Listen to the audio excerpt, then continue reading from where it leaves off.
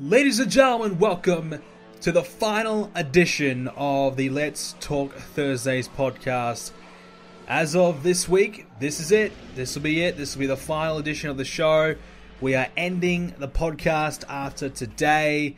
I don't see myself doing another one from after this week, but I do see myself doing some more clips and things like that. But as of right now, I will officially be ending the podcast.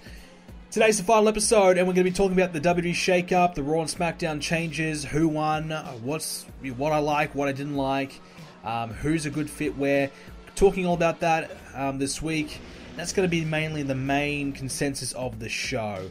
So we'll get into that in a few minutes' time. First, I just want to talk about quickly this weekend. We've got the Elimination Chamber pay-per-view from a Universe Mode live on my Twitch channel, twitch.tv/BrendanPlays.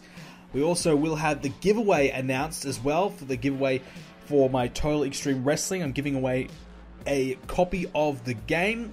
I'm giving away 3 copies from from the video that I posted on my channel a few days ago. So all you have to do is click on the link there and then enter in by basically following my social channels. And then I'm also going to give away a copy to anyone who shows up to my Total Extreme Wrestling stream on Sunday. So I'm going to be streaming WrestleMania on Sunday for my WWE 2011 playthrough, so I'm going to be giving away a copy of TW then as well. And we still have the giveaway contest going on the forums, which I still need to wrap up there. So 5 copies of TW I'm giving away, and 4 of them will be given away this weekend. So that's going to be really exciting. I'm really looking forward to seeing how that plays out. But yeah, so that'll be this weekend. So it's going to be a massive weekend of streaming. I'm really looking forward to it. I'm hoping to start my new stream series as well, which will be WWE 2018. Yes, booking current WWE after WrestleMania, and that will hopefully be taking place very soon. Hopefully, I'll start that maybe tomorrow or sometime this week. I'm hoping to do that, so keep an eye out for that as well. So that's going to be coming up. So lots of stream stuff coming up, which is going to be really, really cool, and obviously more Universe Mode and things like that coming along soon as well. But this will be the final edition of the podcast. A lot of people have been asking me why. Simply put it, I'm hoping to get a job soon. I unfortunately didn't get the one that I was looking to do. I had a 2-day trial. They never contacted me back. Just kind of fell through, didn't happen. So I'm hoping to land a full-time job or a part-time job or something in the future. And to do that, I need to kind of cut back 1 or 2 things on my channel. And the podcast is something that I've enjoyed doing, but I haven't quite had the passion to do the podcast as much in perhaps the last 6 months or so. So I feel like, okay, let's cut the podcast and let's put more of my time and focus and energy into the other projects that I'm enjoying a little bit more. So that's really all there is to it. The podcast doesn't get as many views as the other series as well. So for the benefit of my channel, it's also, focused on the things that's doing a lot more, that's more successful. So that's really all there is to it. And look, like I said, I might do the odd video clip here and there. If there's a Shake Up, for example, I might do a clip where I just chat and give my thoughts and opinions on the Superstar Shake Up. Maybe I'll do a post pay-per-view discussion, just quickly run through pay-per-view results and kind of give my thoughts on it, something like that. And maybe I'll do more of those rather than sit down for an hour every single week and a podcast in that style. So I'm sure you'll still hear my opinions. If not, look, on my forums, BrendanPlays.com/forums, I'm posting all the time there on my forums, as is many other people. We're chatting about wrestling all the time there. So that's where I normally go and give my opinions anyway. If not, I tweet about it on my Twitter @BrendanPlays. So if you like my opinions or you like hearing what I have to say sometimes, there's other ways you can get the word out there. Or, if you've got a question, just ask me on Twitter. That's the thing, If you ever got a question for me, just fire away on Twitter and I'm happy to answer it. Okay, so let's get into this week's show, the Superstar Shake Up. It took place this week. What I'm going to do is I'm going to run through the list of changes for each brand and kind of give my thoughts on the switches. So we'll start with Raw Superstars heading to Smackdown. So these are the people that are coming to Smackdown. This is the people that Smackdown were able to grab. Actually, no. We'll start with Raw, rather. So, obviously Raw happened first. So these are the people who are coming to Raw from Smackdown or from NXT. So Jinder Mahal, who was the United States Champion, he's now lost it to Jeff Hardy. The Riot Squad, Kevin Owens, Sami Zayn, Zack Ryder, Breezango, Natalya, Dolph Ziggler, Drew McIntyre, Mojo, Baron Corbin, Bobby Roode, Mike Kanellis, Ascension, and Chad Gable. So straight off the bat there, Jinder Mahal coming over. I felt like that was an interesting call. I probably wouldn't have done that because Jinder's had so much success on Smackdown. Yes, he's beaten a lot of the guys over there, but if someone is really succeeding on a brand, I probably wouldn't switch them over. I feel like switching someone is for either the fact that they're beating everyone there is to beat on the brand, which Jinder, I feel like, there's still some, breathing room for. I feel still like there's some new opponents for him. Now with the shake-up there would be. So I don't know about that call. But, so look, it's a fresh start on Raw, but I don't know how much success he's going to have on Raw. I feel like this is a bad move for Jinder. I think with Baron Corbin coming over as well, two guys that, two bigger guys that probably would get that same heel push, I feel like only one of them is going to succeed, and who will succeed out of the two? I'd probably say Baron Corbin over Jinder, so I don't think it's going to be a great move for Jinder, which, in my opinion, is a good thing, because Jinder, I still am not sold. And people ask me all the time, who do I not like at the moment, and that is definitely Jinder Mahal. The Riot Squad, initially I didn't like this because I felt as though they had more to do on SmackDown, but then I realized they faced Becky, they faced Naomi, they faced Charlotte like 10 times each. I mean, it's been crazy. So maybe they don't have anything to do. Maybe they don't. And Absolution and the Riot Squad are not going to be on the same brands just simply because it's two groups on the one brand. It just wouldn't work. So it was always going to make that adjustment there. And Paige going to SmackDown, it makes sense for the Absolution to go over there. It would make no sense at all if that didn't happen. So this kind of had to happen, this trade. And I'm not against it. Sasha, Bayley, some new people for them to take on. Owens and Zayn, another thing that had to kind of do that because you can't really do a huge feud between Owens and Zayn and Shane McMahon, Daniel Bryan, basically the Authority, and then kind of sweep it under the rug and try and do something different with the guys in the same brand. It's very hard because of that history, and you kind of have to forever play on that storyline without, trying, because, Shane McMahon's never going to forgive Kevin Owens and Sami Zayn, so for as long as they are on his brand, he's always going to have some vendetta out against them, and kind of like the storyline will never end. So splitting them up and taking them onto the other brand, I think is a better call. I don't know how they're going to succeed though, because I felt as though Owens and Zayn were getting basically the top TV time on SmackDown. I don't think they're going to get that time here on Raw. You got Strowman, you got Roman Reigns to compete with. Perhaps they could be inserted in that top heel position, which seems to be what they're probably going to do. So it might help out in that regard, but I don't know if they're going to have more TV time or less. It's going to be interesting to see. Kevin Owens has had a lot of success on Raw in the past, so it's not like he hasn't. But Sami Zayn, not so much. Zack Ryder, no difference. Breezango, same thing, another low-end team. Natalya, looks as like they're going to do something with Natalya and Ronda Rousey, probably a feud down the line, which I think is a good call, good move, and we'll see how that goes. I think that'll be good, and it's something fresh for Natalya. I actually would have thought they were going to move Becky or Sasha. I thought they were going to move one of the bigger women names over, switch it up greatly, but I guess they've got Sasha and Bayley still stuck in that feud, so maybe that's the reason why they kept those two on the same brand rather than doing the switch. The interesting one was Dolph Ziggler and Drew McIntyre teaming up. I don't think anyone really expected this one to happen, but I don't mind it. Dolph Ziggler's been dead in the water. He's just nothing there. He's the same character. It's been boring. It's been bad.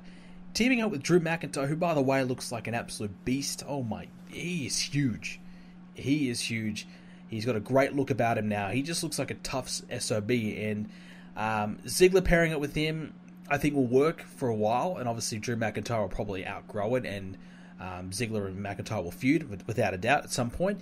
But I think it's a strong pairing for now, and I feel like this is a great way to reintroduce Drew McIntyre without, going overboard. McIntyre, I think, could have easily just been slotted into the main event, and I think he generally will be a main event player. I don't know if he'll be world champion, but I think he will be in that top spot at some point. He just has the size about him to get him there right off the bat. So, yeah. And pairing with Ziggler, it's a good thing for both guys. Ziggler needed it.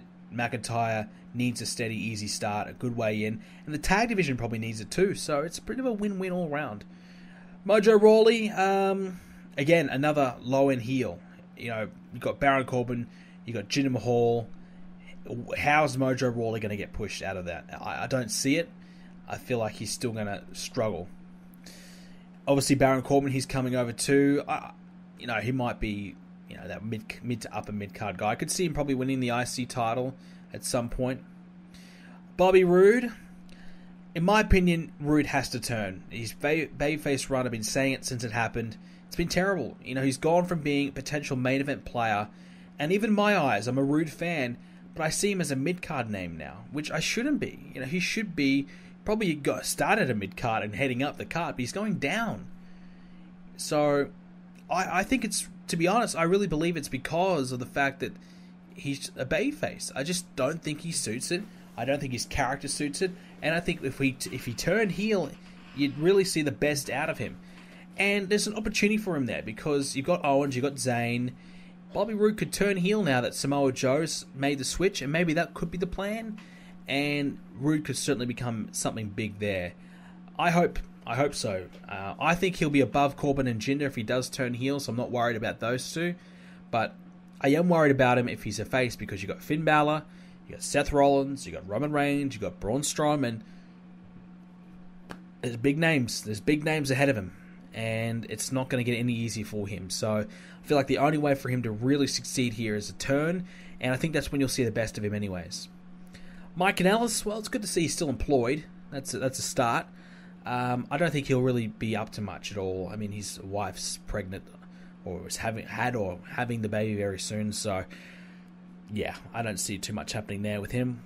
The Ascension, again, another low-end team that's doing nothing.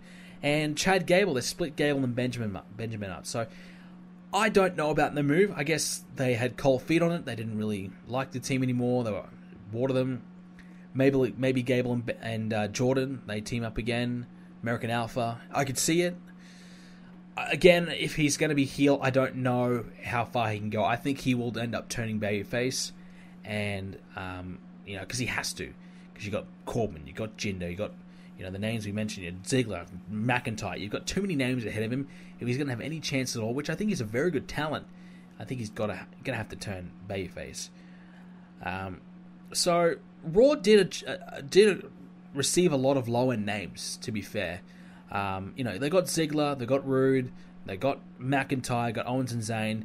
There's some good names there, but none of the big top potential world championship names, in my opinion. Maybe Kevin Owens is a world title contender, perhaps, but we didn't see Randy Orton make the switch. Braun Strowman, he's still there. Reigns is still there. Rollins, Balor.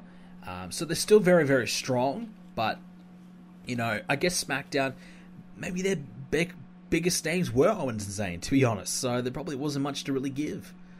So that's Raw. Moving to SmackDown, we've got The Miz, Jeff Hardy, Sonya Deville, Mandy Rose, Samoa Joe, Sanity, which is Eric Young, Killian Dane, and Alexander Wolf. No Nikki Cross. I don't even know. I don't really follow NXT, so I don't even know if she's still in Sanity. I think she is, as far as I know. Big Cass made his return. Asuka, Anderson, Gallows, The Bar, R-Truth, Andrade Cien Almas, and Zelina Vega.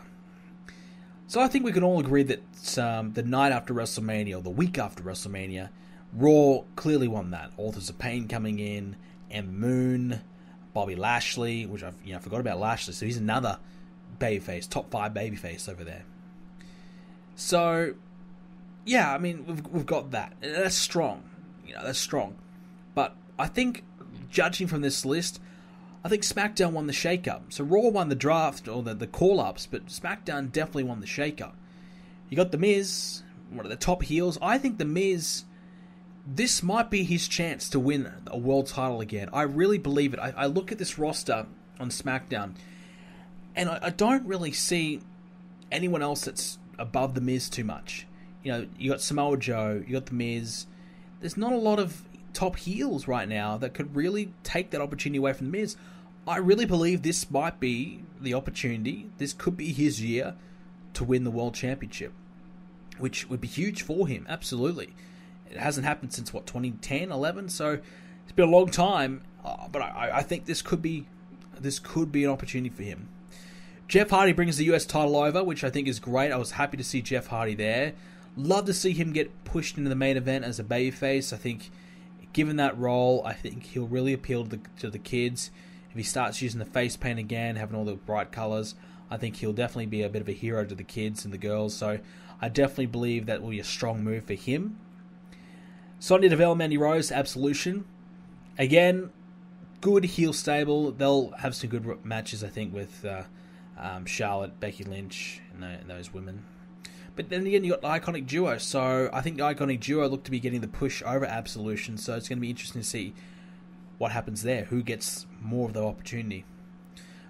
Samoa Joe is the big one. I actually was very surprised when Samoa Joe came out. I did not expect him to make the switch at all. I thought maybe Braun Strowman was gonna make the switch, but it ended up being Joe. So that's a really big name for SmackDown. And to be honest, that's a very exciting and interesting name. He's probably the one guy out of this entire shake-up that I went, oh, that's a game changer for me. So I look at SmackDown now and I go, you know what? I'm interested. It's been a while since I've been interested in SmackDown. I think Kevin Owens and Sami Zayn, they've been the vocal point of SmackDown, and they're just two characters at the moment that just don't really interest me. So when they've been the vocal point of a show, taking up 30 minutes of the 2 hours, to me it's kind of hard to stay invested. But same with Shane McMahon, he's been all over the show every single week. So there's some characters there that I've just not really been all that interested in. Same with Jinder, Baron Corbin, that I've now moved on, or not going to be, for Shane McMahon, for instance, won't be all over the show as much. So there's a lot of changes they've made that really appeal to me, and Joe being on there is a huge one. Joe's got Daniel Bryan, he's got AJ Styles, he's got Randy Orton to feud with. Some good names. Jeff Hardy as well. There's some good names for him to take on, and it's exciting. I really believe it. Sanity as well, that'll be a real interesting matchup. I'm surprised they're putting Sanity and the Bludgeon Brothers on the same brand. I thought maybe they'd split them up. But Sanity, I think, will be a strong team. It'd be interesting to see if they come in as face or heel. Judging from it, I think they'll come in as a heel. I think they're more of a heelish group. And, they've got the New Day, they've got the Usos. Again, I'm surprised they didn't move one of the Usos on the New Day. I personally would have done the switch because I feel like the Usos and New Day have had that many matches to get, against each other. It's outrageous at this point. I really believe they needed a switch, but they didn't go with it. Asuka, we kind of expected her to stay on SmackDown. She, came over essentially anyways before WrestleMania, so she's now just official. Anderson Gallows was a good pickup. I think that's a nice change of scenery for them. No Finn Balor to join them though. I think we all kind of expected Balor to come over, which it just didn't happen. And I don't know if that's a strong call. I feel like there's a spot for Finn Balor on SmackDown still, but I guess with Daniel Bryan, AJ Styles, perhaps they thought, okay, Finn Balor might be better on Raw. The Bar was also, the other interesting one, which makes their match against the Hardy Boys a foregone conclusion at the Greatest Royal Rumble, I think, with them losing. So, yeah, the Bar was also a good change. I think, they've beaten the entire, Raw Tag Division.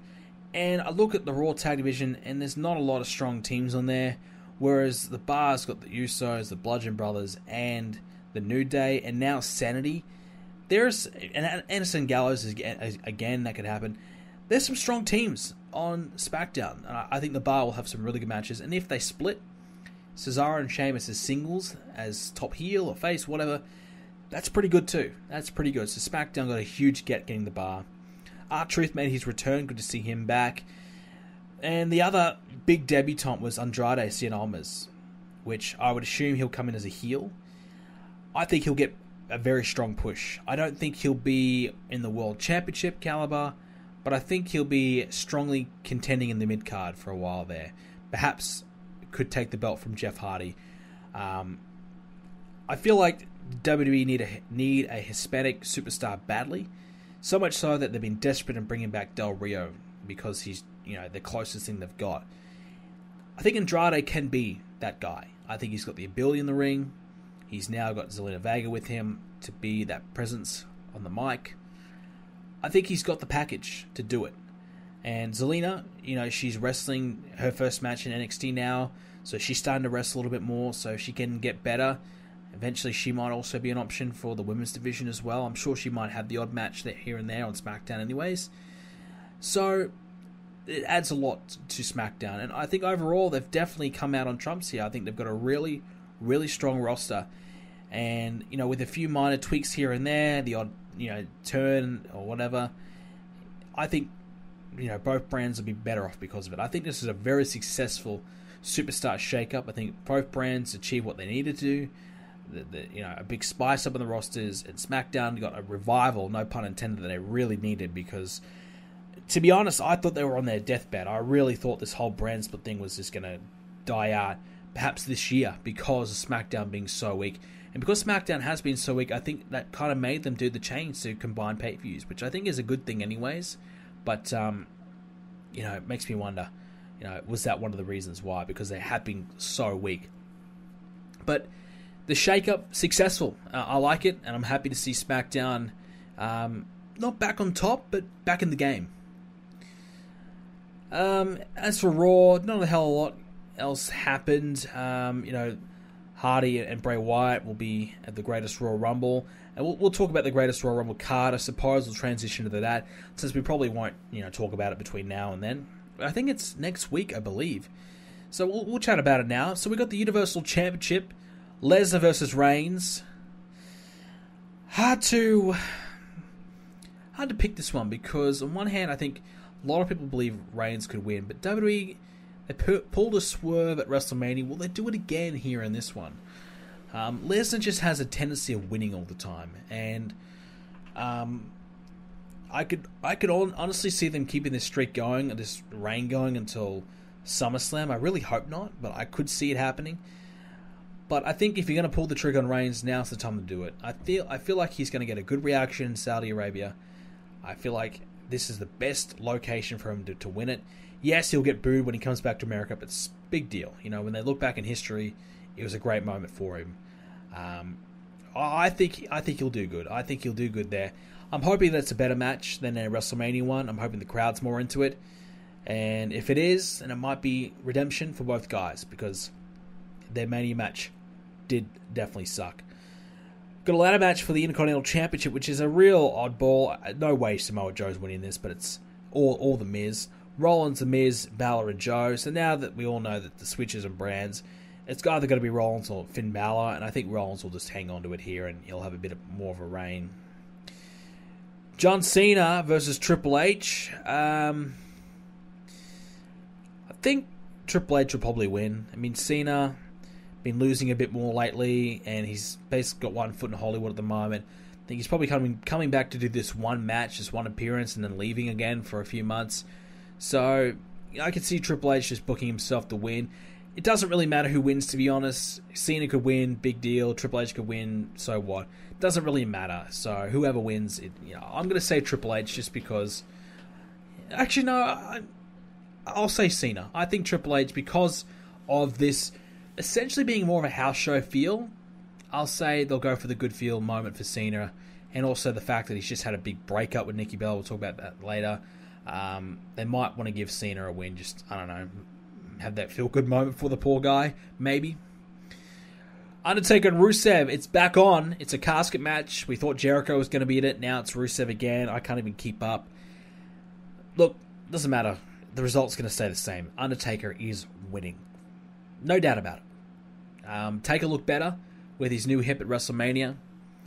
There's also been some rumors that Taker could potentially be working more matches. Rumor has it that, they're going to have him wrestle a little bit more and potentially have up to 4 to 5 matches this year.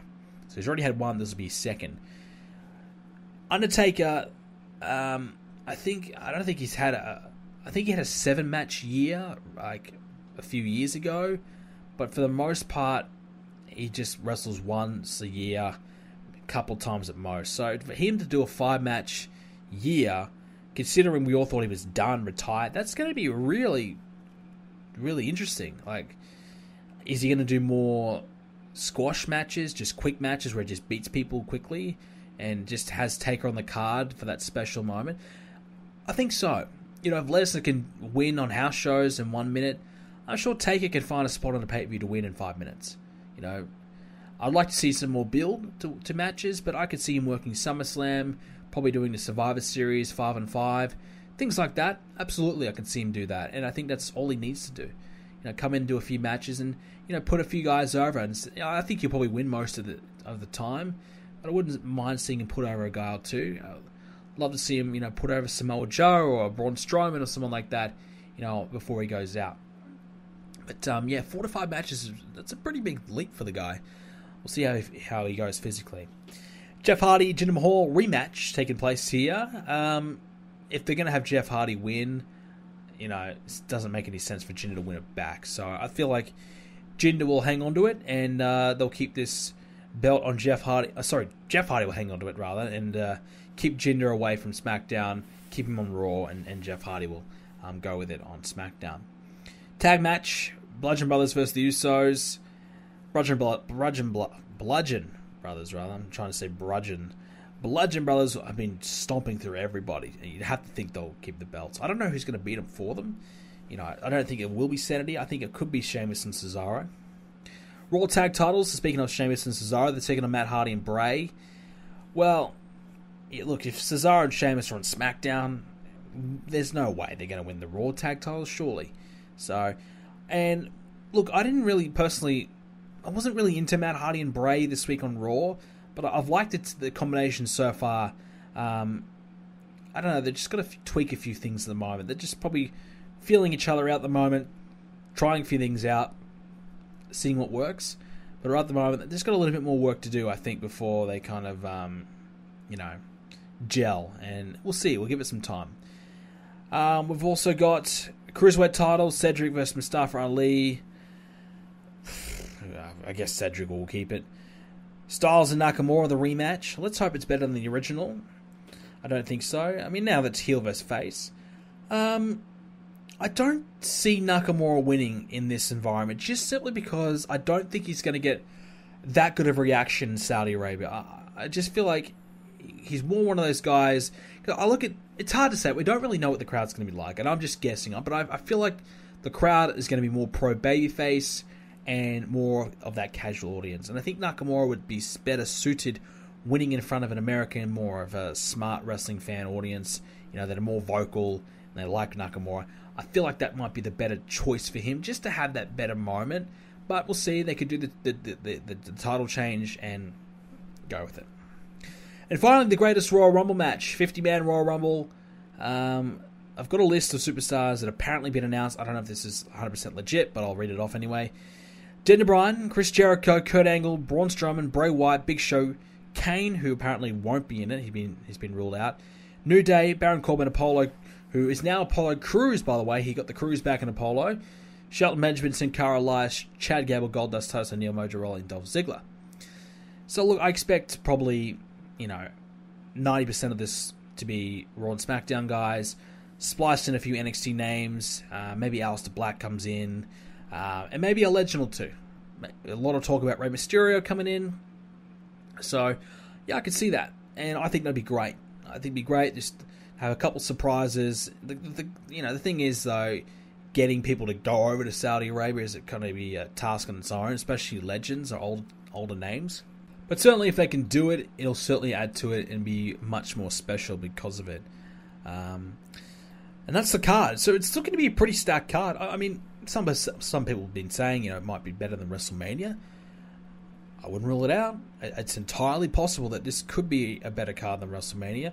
I'm not 100% sure, but, we'll see. We will see. But that's kind of the Shake Up coverage. I mean, it was a good week of wrestling. The Shake Up, I don't really like the way they present it. I just feel like it's better when they did the draft format, but, rather than just, people coming out of nowhere. We're kind of sitting there anticipating people to show up, and when they don't show up, it's disappointing.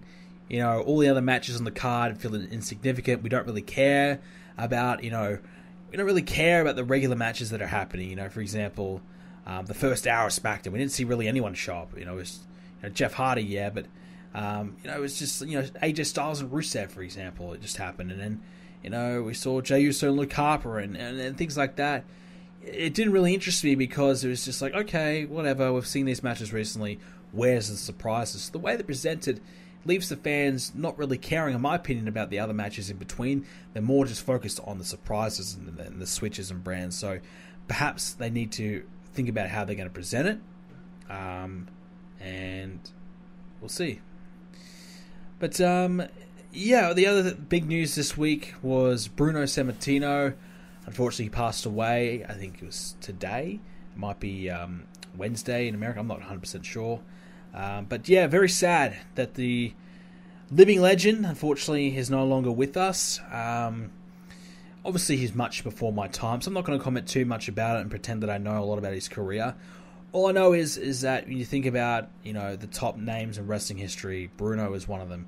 Bruno, Hogan, Austin, Cena, these types of names, they go together because Bruno was a guy who sold out Madison Square Garden time after time after time, held the championship for year after year. He had a very, very impressive run, and he basically ruled the WWF at the time, back in the day. And it's sad to see him go. I think he was 82, I believe, so fortunately it's at that time. But, it's the reality is a lot of these wrestling legends, they're going to go, and we're going to come to a point where we might not have any more of these legends with us anymore. And that's a really sad thing. Bruno is one of those last remaining guys. It's a sad thing that a lot of these names won't be with us, probably the next 10 years. And I'd say a lot of the big names from the 70s and even the 80s probably won't be here with us anymore, which is a real shame, a real shame. But that's life, unfortunately. The other sad piece of news, Cena and Nikki, they split. Well, it's interesting, because rumor going around is that Nikki Bella was just had enough. She tried to make it work for as long as she could. Cena was getting cold feet, backed out, and Nikki Bella said, "You know what? That's it. We're done." I think it's probably for the best for both of them because, I don't really know their relationship. It's hard to kind of comment about someone's relationship because it's like, okay, you don't really know all the details. You're just kind of knowing from what you see on TV or you see on Twitter. But from what I gather, Nikki has to really make a lot of sacrifices for Cena, who she believed was worth it. But, it comes to a point in your life where you're at a different stage in your life, you want different things, and you come to the realization that perhaps it's not worth it anymore. And maybe she did and decided to go their separate ways. It'd be interesting to see what happens with Nikki Bella. If she does ever come back to WWE, what her kind of reception, what her push will be. Will it impact Daniel Bryan? I don't think so. Surely not. I don't know if it'll impact Nikki. I think Nikki Bella's career is just about done. I think other than the odd, Rumble appearance or surprise appearance, I don't think she's going to be doing it. I don't think she's going to come back and have another run. I don't think she can. I think her neck is that bad where she probably can't. And for Brie, I don't think she is interested in another run either. I think, she might come back and do like a one more little run, a little 3-month run or something like that. But I don't think she's going to come back on the road full time for the next 3 years type of thing. I think both of them are probably at the point where they're just going to do the odd appearance here and there and be more ambassadors or just affiliated with the company rather than wrestling for the company, which is not a bad thing, but, fortunately, their careers have probably pretty much come to an end. So I don't think it's really going to matter in terms of their WWE career all that much. But that's more of the wrestling chat. We've got some questions we'll have, and we'll line them up later on, and we'll answer them. Just want to quickly touch on a new release, God of War. As of 10 minutes ago, for where I am right now, God of War just came out. I've got it. I watched a little bit of live stream footage before I started the podcast, and my God, does it look good. I love God of War. I've played every single God of War. I've finished every single God of War. Haven't platinumed them all. I think God of War 1, God of War 3 are the only God of Wars I haven't platinumed. So I've done 2. I've done Chains of Olympus. I've done Ghost of Sparta. I've done Ascension. So I've done pretty well. I've done a lot of them, but I haven't, God of War 1's a bit easier, but I just couldn't be bothered doing, you have to do a speed run under 5 hours. I couldn't be bothered doing that. And God of War 3 is pretty tough. I struggled in the hard difficulty. But yeah, very, very, very excited to play God of War. Looks absolutely incredible on the PS4, and I think this could be maybe one of the Game of the Year contenders. I'm hearing terrific reviews.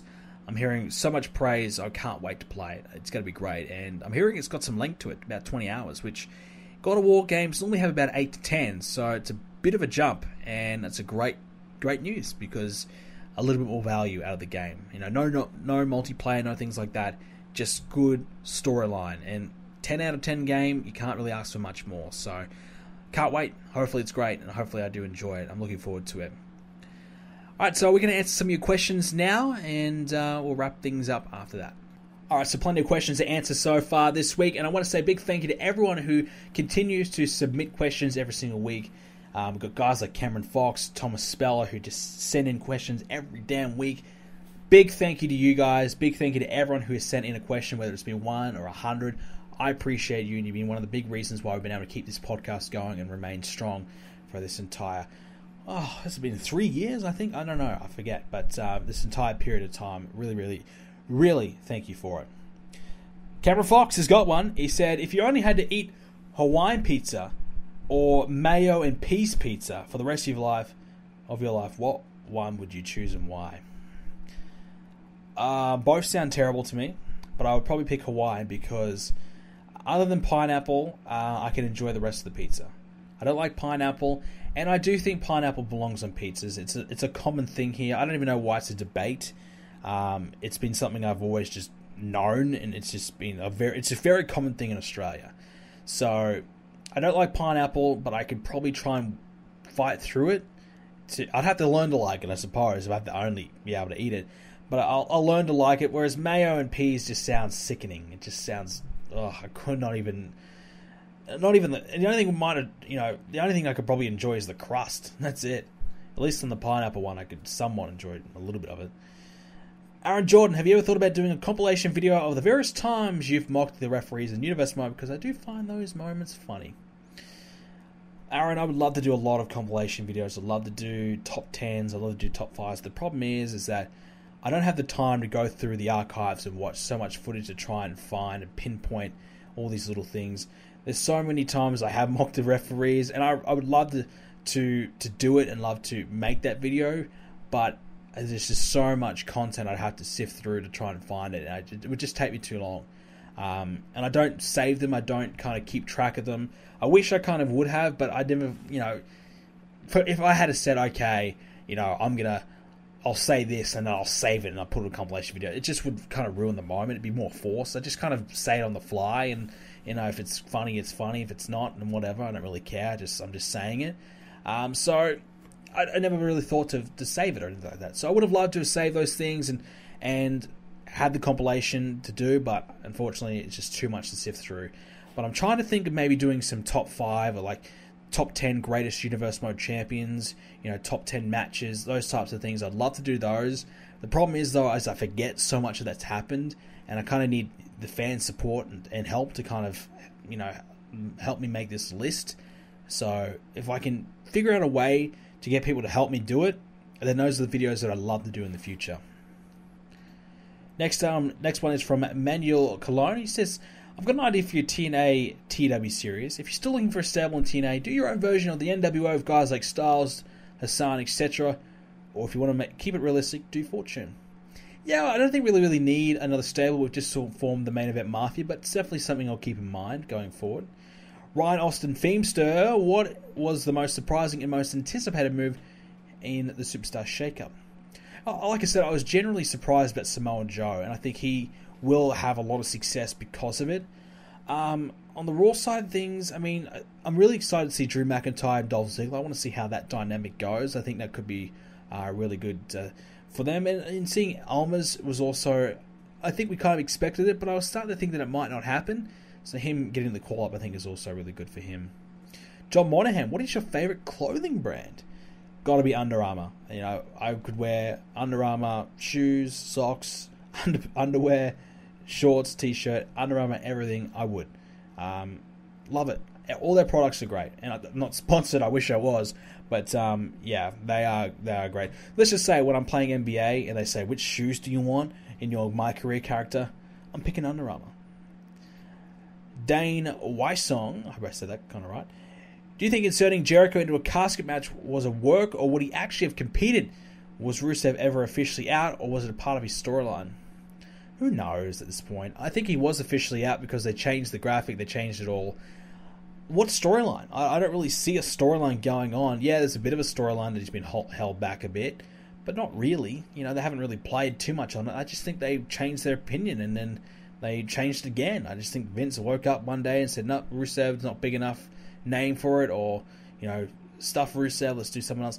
Who knows? Who even knows? Apparently it's the TMZ comments, but then apparently it wasn't. I can't keep up. But what we do know is it is Rusev and Taker now. It won't be more than 5 minutes, in my opinion. Rusev will get beat. It is what it is. It doesn't really matter anyways who's in it. You know, it's just, the result's going to be the same. Cameron Fox, out of all the people who got sent to Raw or SmackDown, which one are you most keen for? Yeah, interesting. Like I said, Drew McIntyre would be good. I think the bar will do really on SmackDown as well. I'd like to see them try and get Bobby Roode going again. I mean, I know Lashley wasn't a part of the shake-up, but I'm really excited to see him on Raw. I can't wait to see what they do with him. So there's definitely a lot of guys I'm looking forward to seeing now. And I think both brands, I've got people that I like on both. And that's something I haven't had for a while. SmackDown, I've had people that I just don't care about at all. Now, you got Joe over there. You know, he's that one guy that I'm really, really, really liking. I wouldn't have mind seeing Elias moved over, because I feel like Elias just isn't quite getting the opportunities. I'd love to see them, you know, Raw push him as a main event talent, if not upper mid card, because I think Elias is absolutely outstanding and he's getting brilliant reactions. It's time to pull the trigger on him. I really believe it. He is just terrific. So I'd love to see them do more with him. And I thought maybe a switch for him was going to be on the cards, but it just didn't happen. Austin Plus, he says he's enjoyed my content as of late, which I really appreciate. He wants to know, if I could choose the winners of a match and have a time limit on Universe Mode, do you think it would be better for my Universe Mode? So if I could choose who wins and have a time limit, do you think it would help? Absolutely. It would be a godsend. You know, if I could say, all right, I want this match to be 12 minutes and I want, you know, AJ Styles to win, life would be easy, wouldn't it? But where's the fun in that, I suppose? They don't make the game to be like that. They make it to be randomized and make it to actually have matches that are for real and not just scripted out to be this amount of time. It's not that realistic. They try and make the video game, you know, a bit more, you know, arcadey and not a realistic simulation of WWE. So I don't think they'll ever go in that direction, but would it help? Hell yeah, it would. Aaron Jordan, what do you make of what's happening with Call of Duty Black Ops 4? Big rumor going around is that single player, boom, no more single player, and Battle Royale mode, very, very likely to happen. My response to that is, Call of Duty struggles to do 6v6. How the hell are they going to put 100 people in the one game without it lagging? The servers for Call of Duty have never been good, so I wonder how they're going to make this happen. Secondly, you know, can a first-person shooter prosper in the Battle Royale game mode, especially with Call of Duty's fast pace and style? You know, are we going to just see quick scopers just dominate, which I'm really worried about? Are we going to see jetpacking? I don't know. It's a mystery. Single player Call of Duty Black Ops is not a big loss, because Black Ops single player is the worst out of the entire franchise. Infinity Ward, the Modern Warfare series, Ghost, they've had strong single players in my opinion, very strong. World War II, I didn't finish it yet, but what I did play of, I really did like it. So there hasn't been a Treyarch, there hasn't been a Black Ops campaign that I've liked. The World at War was good, but Black Ops 1 was just a mindfuck. Black Ops 2 was just boring, and I didn't even bother with Black Ops 3. So campaigns are not their strong point anyway, so it's probably not a hell of a loss that they dropped that anyways. If they focus more on zombies, they focus more on multiplayer, maybe in Battle Royale mode, and so be it. But it's not a big loss losing campaign. And is it Battle Royale cheap? Yeah, it is, but you know, they got to cash in on the fad, and you know, that's what you do. Ryan Fleming, I'm not a fan of the automatic rematch clause because it can make feuds go on forever. What do you think? And he also wants to know, do you enjoy football, or as you may call it, soccer. Automatic rematch clause. Look, I don't mind it. I mean, it is a thing that makes sense. If you lose the title, you should get a rematch. Sometimes I don't mind them having to earn that rematch again, depending on the situation. I guess, though, if you get beat clean in the middle of the ring, sometimes you wonder, alright, does he really deserve a rematch? But in my opinion, I don't mind it. I mean, yeah, you are right, it could make a feud go on forever, but that's when you just, you don't book it that way. Logically, yes, it could go on forever, but you just, you don't do it. Eventually, if they have 3 matches against each other, you'd say, this is it, last one, no matter what, this is going to be the last match between the two. That's what you do to get out of that, and it's pretty simple to overbook that. Do I enjoy football, or as I do call it, soccer? And the reason why I call it soccer, because we have AFL, which is Australian football. We've got rugby league, which we call football. We've got rugby union, which we call football. And we've got soccer, which we call football. We have 4 freaking sports we call football. So to differentiate the 4, we have to call football, as you guys, know it, as soccer. So just to get that through your heads, I'm sorry that I called the S word, but that's how it is. And that's realistically what I will forever call it. And anyone who even attempts to tell me that I'm wrong, I just pull that argument every time and it's game over. So, yeah, I don't mind soccer. I mean, it's not my favorite sport. I love watching international soccer. I love watching the World Cup, and I'm really looking forward to seeing the World Cup next year. Club soccer, like the EPL, the time zone, it just isn't there. My best mate, he loves it, and when he comes around, we do watch it, and I do enjoy it. I get into it. I know a little bit about it. I play FIFA every now and then, so I know some of the players, I know a lot of the teams. So I've got a broad general knowledge of a lot of it, and that's all I kind of really need. That's all I kind of really want. So I wouldn't watch it, go out of my way to ever watch it, but I don't mind if it's on. I don't hate it, that's for sure. I'd probably say my favourite sports would be cricket, rugby league, basketball, and then maybe soccer. Then the list can go on. Maybe tennis. I don't even know. But I've got 3 sports that I genuinely enjoy, and then the rest I just fill in the blanks. John Monahan. Last question for him on the. It's not his last question, but he says, I have to ask because it's fitting, and it is the last episode of the podcast. Who is on your shit list? Only one man's really on my shit list, and that's Jinder Mahal. Like everyone else, I can tolerate, but generally, when Jinder Mahal comes out, I'm like, ugh, and I feel like changing the channel. He's the only guy that I really do that to. Bayley was on that list for a little bit, but I've kind of, she's kind of redeemed herself a little bit, not too much, but hasn't quite annoyed me as of late. But it's genuinely rather. Jinder. Baron Corbin, he'd have to be very close. Baron Corbin hasn't been on TV as much to annoy me as of late, but those two are the 2 guys at the moment that I just can't stand. I just don't care about at all. No redeeming qualities about him at all. John has the last few questions as well. Big thanks to John. He always sends in some great questions too. When John Cena returns, what direction do you think WWE will bring him in? I think Cena will be in more of that part-time role. He might put over a few guys.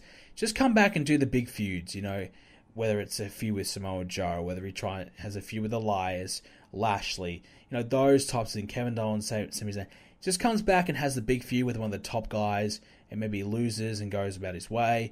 Don't think he's going to win a title anytime soon. I think it's just going to be more of an in and out type of thing. Comes back, does this and that, and walks away and goes and does something else. And John, this will be the last question. So you got the last question in the podcast history. How do you think they should book a Lashley's return? So Lashley is back. How should we book him?